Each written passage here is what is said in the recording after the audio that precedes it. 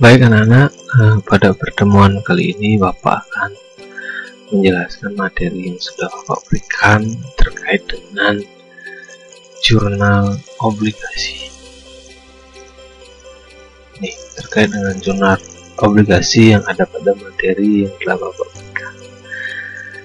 Baik, yang pertama, kalian harus tahu obligasi itu adalah surat perjanjian utang yang akan dibayarkan setiap periodik oleh perusahaan kepada nasabah atau masyarakat dengan jangka waktu yang telah disepakati oleh keduanya. Jadi singkatnya bahwa obligasi itu diterbitkan perusahaan untuk menambah modal dari masyarakat. Jadi perusahaan menambah modal dengan menerbitkan obligasi yang akan dijual keluar, nanti dibeli oleh masyarakat. Perusahaan membayar bunganya secara periodik atau secara bertahap sesuai dengan kesepakatan yang sudah ditentukan. Nah, kemudian yang perlu kalian ketahui tentang obligasi juga adalah ada bunga obligasi itu adalah bunga yang akan dibayarkan berapa persen dari jumlah obligasi. Kemudian ada yang dinamakan dengan nilai kurs. Nilai kurs obligasi ini adalah nilai jual obligasi. Nah, nilai kurs ini ada dua. Jadi ada nilai jual obligasi yang di atas nilai nominal. Kalau obligasinya dijual di atas dari nilai nominal, maka nanti selisihnya akan dicatat sebagai agio obligasi. Sedangkan kalau obligasi dijual di bawah dari harga nominal, selisihnya akan dicatat dalam rekening disagio obligasi. Nah, itu penjelasan dari beberapa hal yang perlu atau yang penting dalam obligasi. Nah, kita kembali ke jurnalnya. Nah, di jurnal ini dijelaskan bahwa PT Indo pada 1 Oktober 2017 menjual 1000 lembar obligasi dengan bunga 15% dan kurs 98% pada nilai nominal 1 juta per lembar. Jadi nilai tunai totalnya adalah sebetulnya 1 juta kali 1000 ya 1 miliar.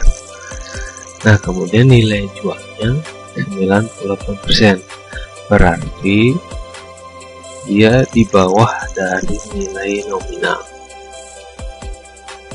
Di bawah dari nilai nominal, nama yang dicatat dalam jurnal adalah disagio obligasi, selisihnya itu. Kemudian obligasi ini akan dibayar setiap tanggal 1 bulan 4 dan 1 bulan 10. Ini kesepakatan yang dilakukan oleh perusahaan dan nasabah pembeli obligasi. Nah, jurnalnya ini adalah jurnal perjalanan pencatatan dari awal penerbitan atau awal penjualan obligasi sampai dengan akhir jatuh tempo. Nah, kita lihat dulu.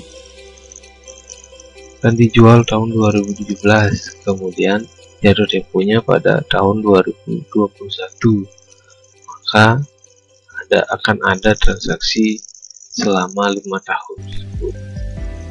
Nah, yang pertama ini transaksi tanggal 1 bulan 10 tahun 2017 ini adalah transaksi penjualan obligasi. Jadi dimana kas masuk, di kas kan di obligasi itu dijual kemudian dibeli oleh masyarakat.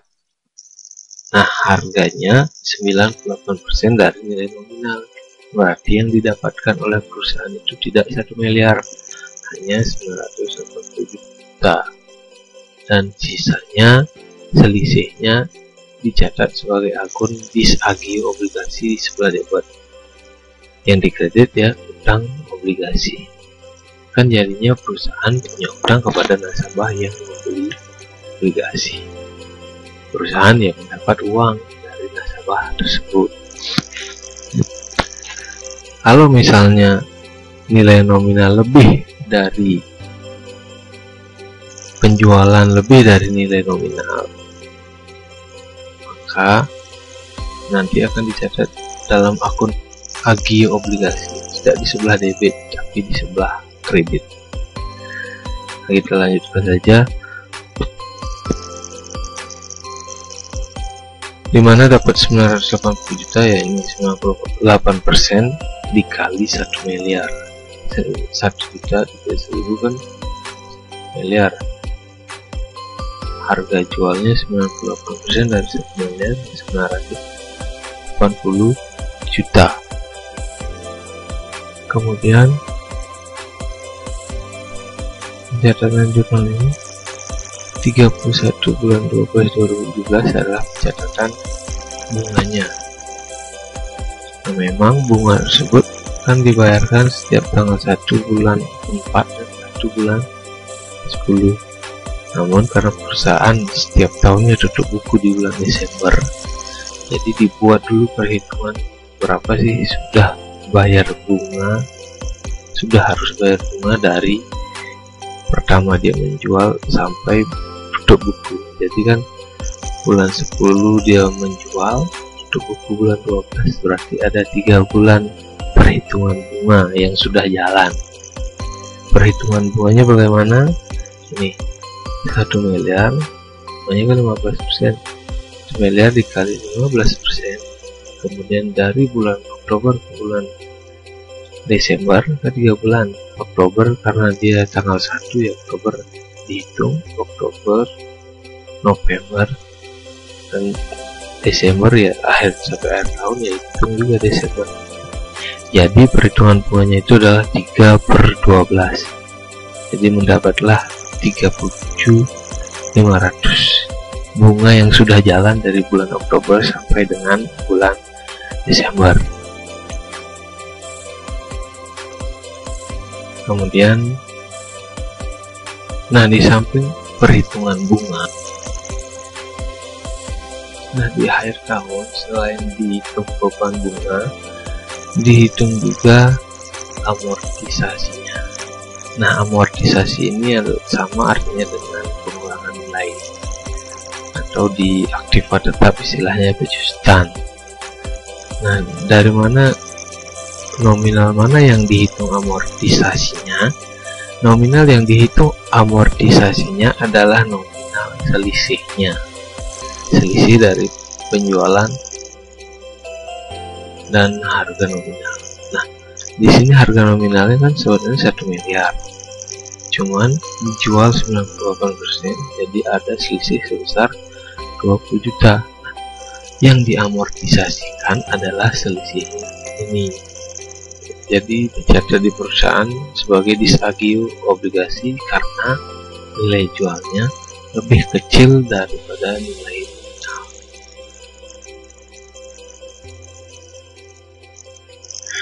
Nah cara perhitungannya amortisasi ini sama seperti garis lurus pada aktiva tetap, metode garis lurus. Jadi tinggal dibagi 4 aja, cuman bedanya tidak ada presentasi. Dibagi tahun berjalan kan ada 4 tahun ya, 2017, 18, 19, 20, 21. Ada 4 tahun.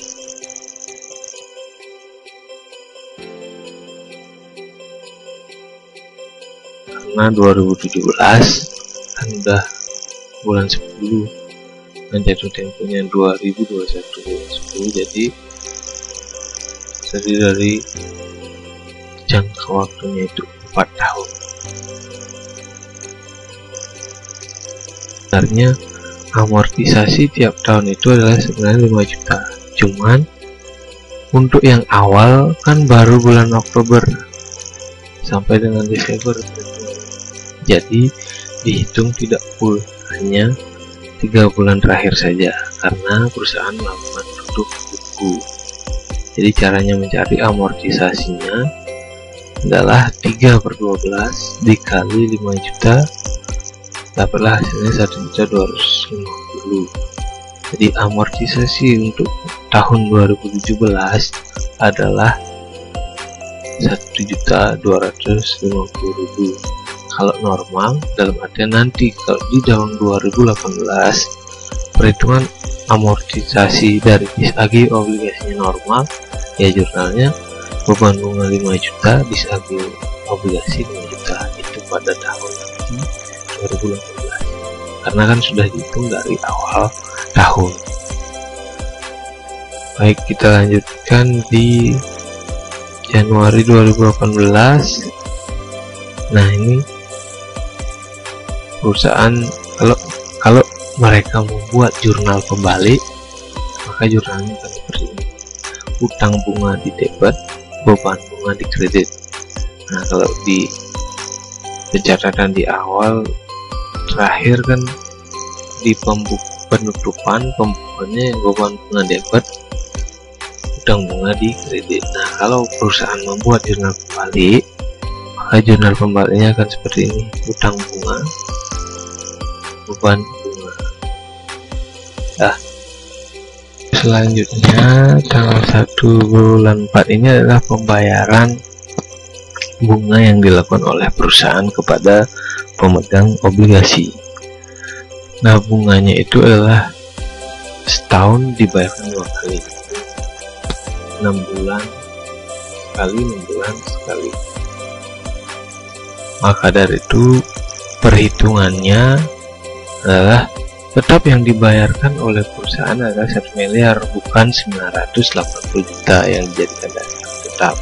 Cuman yang didapatkan oleh perusahaan yang lebih kecil karena nilai jualnya di bawah daripada nilai nominal. Nah, untuk perhitungan bunganya 1 miliar dikali 15%. Nah, karena sudah ditentukan di awal 15%, kemudian kali 6/12, karena setiap 6 bulan sekali dibayarkan, jadi dalam setahun 2 kali, sehingga mendapatkan jumlah 75 juta. Dicatat di hebat beban bunga khas di kredit 75 juta. Nah, baik, kita lanjutkan ke tanggal berikutnya 1 bulan 10. Nah, kan sama pembayaran bunga juga karena sudah ditentukan bahwa kuponnya itu atau bunganya dibayar setiap bulan April dan bulan Oktober. Jadi sama 75 juta, ya penghitungannya ya sama seperti ini.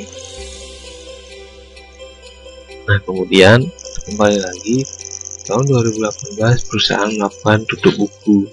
Jadi diperlukan juga perhitungan bunganya selama terakhir dia bayar bunga kan bulan 10 tahun 2018 ya, dari bulan 10 ke sampai tutup buku kan ada 3 bulan, jadi perlu dihitung juga supaya menyeimbangkan neraca daripada perusahaan.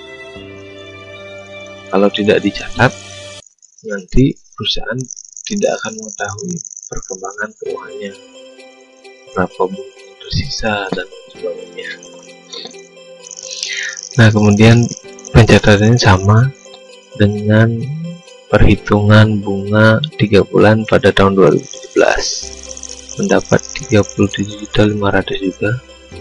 Jadi ya ini sama, bunga 3 bulan 1 miliar dikali 15% dikali 3/12 kan bulan Oktober sampai bulan 12, sehingga mendapat 37.500.000. Nah, kemudian untuk perhitungan amortisasinya, nah ini yang fullnya. Kalau di kemarin di tahun 2017 kan yang dihitung cuma 3 bulan. Nah, sekarang di tahun 2018 kan sudah dari awal sudah ada, jadi dihitungnya adalah selama 1 tahun. Jadi 20 juta BIS-AG obligasinya dibagi 4 tahun jangka waktunya, mendapatkan 5 juta rupiah. Jadi amortisasi bis AGIU tahun 2018 adalah 5 juta rupiah.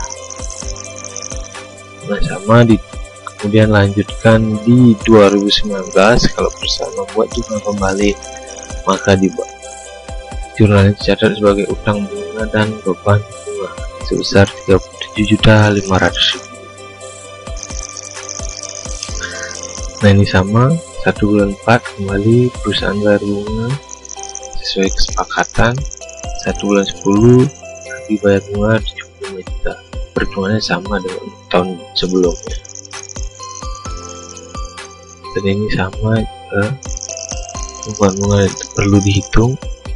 Kemudian amortisasinya ya 5 juta. Nanti perubahannya amortisasinya akan terjadi di tahun 2021 pada saat jatuh tempo.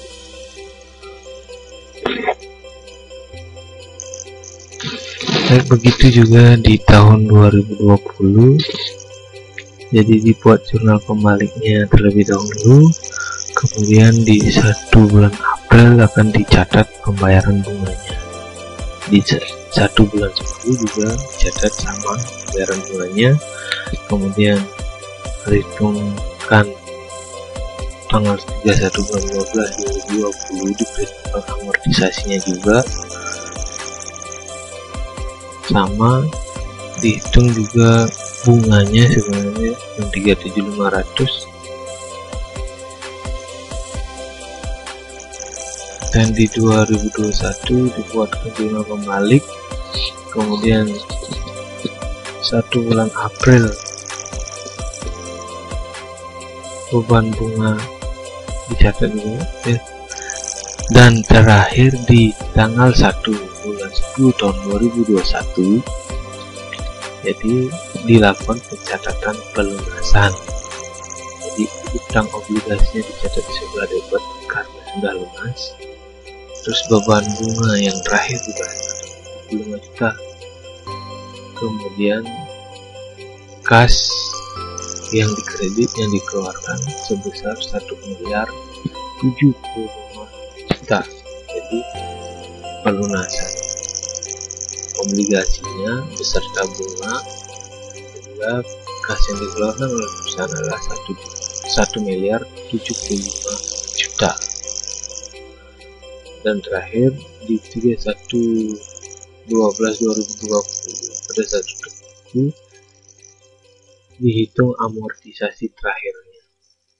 Jadi dari 1 Januari ke 1 Oktober dikali 9/12 tidak 5 juta ya, karena sisanya kan Oktober kan sudah habis, sudah pelunasan. Jadi dihitungnya dari Januari sampai dengan Oktober saja, hanya 9 bulan, sehingga mendapatkan amortisasi terakhirnya adalah 3.750.000. Baik, sekian penjelasan Bapak mengenai